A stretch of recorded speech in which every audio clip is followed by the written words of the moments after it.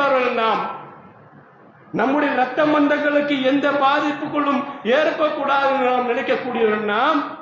அடுத்த சகோதரத்திலும் இல்லாமல் தான் போய் கொண்டிருக்கிறது. நாம் மரணித்து விட்டோம் என்று சொன்னால் அந்த சகோதரன் எனக்காக பிரார்த்தனை செய்யப்பட வேண்டும் என்று இருக்க வேண்டுமா இல்லையா?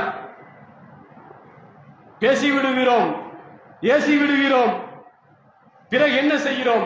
மரணித்து விடுப்பார், அவர் ஜனாசாக கிடப்பார். அந்த ஜனாசா இடத்தில் மன்னிப்பு கேட்கிறோம்.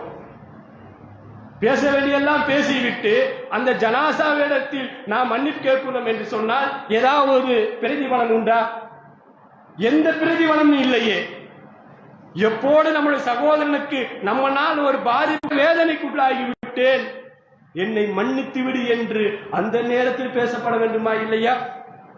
சகாபாக்கள் அப்படித்தாங்க வாழ்ந்தாங்க. அபூபக்கர் ரலியல்லாஹு அன்ஹு, உமர் ரலியல்லாஹு அன்ஹு இருவரும் பேசிக் கொண்டு இருக்கிறார்கள். இருவரும் பேசிக் கொண்டிருக்கிற நேரத்தில் அபூபக்கர் ரலியல்லாஹு அன்ஹு அவர்கள் உமர் ரலியல்லாஹு அன்ஹு அவர்களை பார்த்து ஒரு மோசமான ஒரு சொல்லை சொல்லிவிடுகிறார்கள்.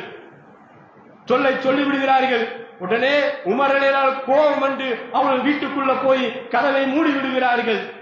உடனே அபூபக்கர் ரலியல்லாஹு அன்ஹு அவர்களுக்கு தோணுகிறது, என்னுடைய சகோதரனை குறித்து நான் பேசிவிட்டேன், தவறாக நான் பேசிவிட்டேன் என்று, சகோதரன் குறித்து நான் இப்படி பேசிவிட்டேன் என்று எண்ணி உடனடியாக அல்லாஹ்வின் தூதர் ஸல்லல்லாஹு அலைஹி வஸல்லம் இடத்தில் செல்கிறார்கள். அல்லாஹ்வின் தூதர் ஸல்லல்லாஹு அலைஹி வஸல்லம் செல்கிறார்கள். போய் உட்காருகிறார்கள். அல்லாஹ்வின் தூதர் இடத்தில் பேசுகிறார்கள். யா ரசூலுல்லாஹ், உமர் அவர்களை பற்றி நான் இப்படி பேசிவிட்டேன் என்பதாக சொல்கிறார்கள். அமைதியா உட்காருங்க அபூபக்கர், அமைதியா உட்காருங்க. உடனடியாக உமர் ரலியல்லாஹு அன்ஹு அவர்களுக்கும் ஒரு சிந்தனை வருகிறது.